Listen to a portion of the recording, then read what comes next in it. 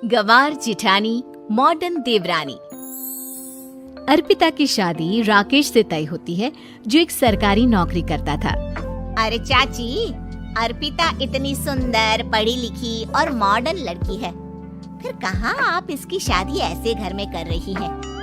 अरे लड़का सरकारी नौकरी करता है, इंजीनियर है, खूब कमाता है, खूब मेहनत की है लड़के ने इस नौकरी के लिए।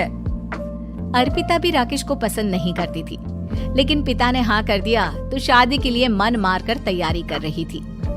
हाँ माँ, चाची ठीक ही तो कह रही हैं। पता है मेरी सहेलियों के पति कितने मॉडर्न हैं। अरे देख बेटा, तू मॉडर्न है ना, वो पढ़ने लिखने वाला गांव का होनहार लड़का है, तू जैसा रखेगी रहेगा।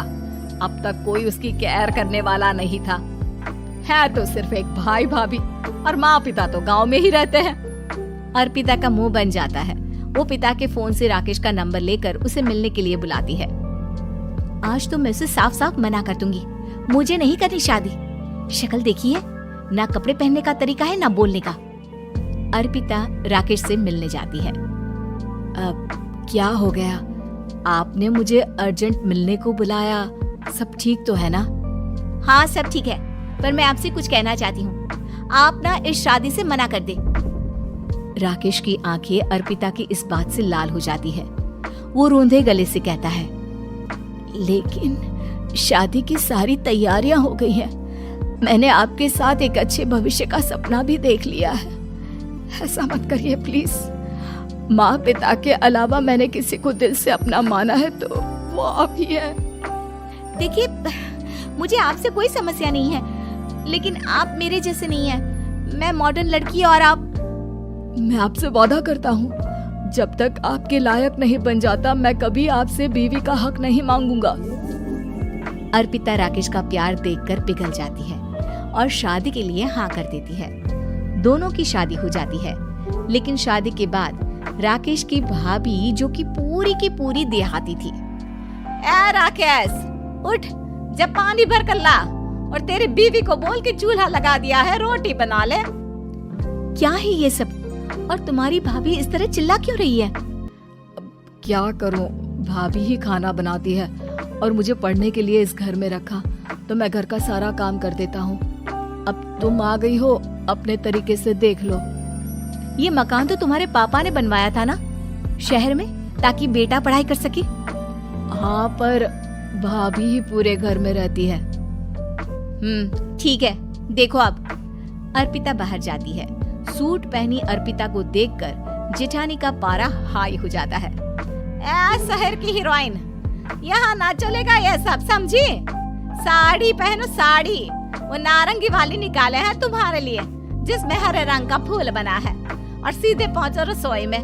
मेरे आगे नहीं चलेगा ये सूट बूट का नाटक, समझी?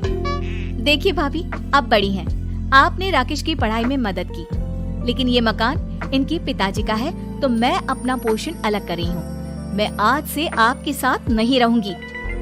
जेठानी का तो मानो पारा ही हाई हो जाता है। और ऐसा कैसे नहीं रहेगी? हाँ, और कौन बोला कि राकेश अलग हो जाएगा? वो अपने भाई के बिना नहीं रहता। आज देखिए तो, देखिए कल के आई छोरी क्या बोल रही है। राकेश के साथ बात हो गई है, मैंने ऊपर का हिस्सा राकेश को दे दिया है, उसकी अपनी जिंदगी शुरू हो रही है, तो अच्छा है ना कि अब रसोई भी अलग हो जाए। अर्पिता राकेश की ओर फक्र से देखती है कि उसने अर्पिता के लिए स्टैंड लिया। अर्पिता बाजार में जाकर सारा रसोई का सामान ले आती है। पिता के दिए सामान से घर सजाती है और अपने तरीके से पूरे घर की सजावट करती है। शाम को राकेश ऑफिस से आता है।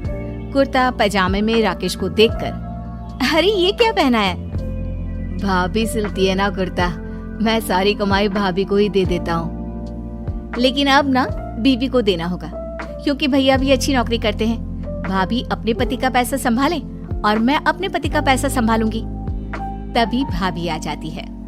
अरे देखो, बहुत हो गया। हाँ, अलग रहने तक तो ठीक था, लेकिन पैसा हम एक फूटी कौड़ी नहीं देंगे।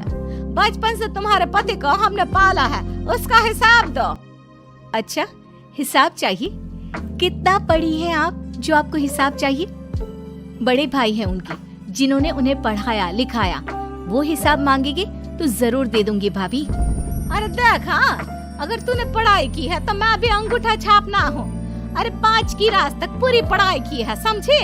वैसे भी कल इन लोगों के माँ बाबूजी आ रहे हैं गाँव से, वही लोग ठिकाने लगाएंगे तुझे। अगले दिन सास ससुर आते हैं, दोनों बहुत ही सीधे लोग। अच्छा किया जो ऊपर के हिस्से में राकेश की गृहस्थी लगा दी। अब दोनों बेटे अपना अपना देख ले। छोटी बहू कहाँ है? अरे बहुत ही चालाक है माँ जी, ऐसी जबान चलाती है जैसे दर्जी कैंची चलाता है। वैसे बहू तुम भी कम नहीं थी। और सुनाओ।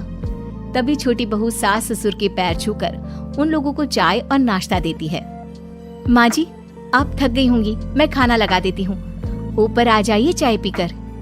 अरे बस बस, यही रहेंगे वो, क्योंकि बड़ी बहू मैं हूँ। हम एहसास है इनके माँ बाबूजी मेरे पास ही आए हैं। चलिए माँ जी, आप ना किचन में खाना बनाइए, मैं जरा बाजार होकर आती हूँ और फिर साथ में खाना खाता है। जेठानी बाजार निकल जाती है और सास ससुर बेचारे घर पर अकेले। फिर दोपहर को, माँ जी, मैंने आप सभी के लिए खाना बनाया है। माना मैं छोटी हूँ, लेकिन अच्छा लगेगा अगर आप लोग मेरे साथ रहें। वैसे भी यहाँ है कौन बेटा, चलो ऊपर राकेश के पास ही चलते हैं। सास ससुर दोपहर का खाना खाकर वहीं आराम करने लगते हैं कि जेठानी आ जाती है। अरे वाह, ये तो वही बात हुई ना, कल की आई को पूरा परिवार और हम अकेले के अकेले। भाभी देखिए, परिवार में प्यार से रहा जाता है, ना कि चालाकी से। अम्मा खाना कैसे बनाती, पहले ही गांव से थक कर आई हैं। हाय रे दया, तो मैं का बाजार से ऐस करके आ रही हूँ। अरे भूख के मारे मेरा सर दर्द हो रहा है, पर यहाँ मेरी फिक्र कौन करेगा। अरे तो किचन में खाना है, लगा देती हूँ मैं भाभी। बड़ी बैठकर खाना खाती है और शाम को जब राकेश घर आता है। अरे राकेश, तू तो पूरा हीरो लग रहा है इन कपड़ों में। ऐसे कपड़े पहले क्यों नहीं पहनता था? राकेश बीवी की तरफ देखता है और फिर कहता है, माँ, पहले पहनाने वाली नहीं थी ना। हाँ हाँ, और हम जो हाथ से सिल सिल कर कुर्ता पहनाते थे उसका का? अरे तुम्हारे भैया तो आज भी पहन रहे हैं।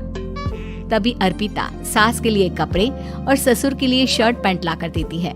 उन लोगों को फ्रिज से ठंडा पानी और टीवी में फिल्म दिखाती है। अरे कब से इनको बोल रहे हैं कि फ्रिज वाले आओ, लेकिन ये है कि मानत ही ना है।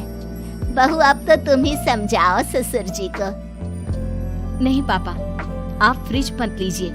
अरे वाह रे छोटे, खुद फ्रिज का ऐसे का मजा ले, और इनकी माँ के पास फ्रिज भी ना हो।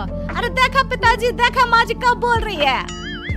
अरे उसकी पूरी बात तो सुन लो कि वो क्या बोल रही है। वो इसलिए क्योंकि अब माँ जी और पापा यहीं रहेंगे मेरे पास। घर को घर सिर्फ मॉडर्न या गांव की सोच नहीं, बल्कि संस्कार बनाते हैं भाभी, और संस्कार अच्छे हो तो सब सही हो जाता है।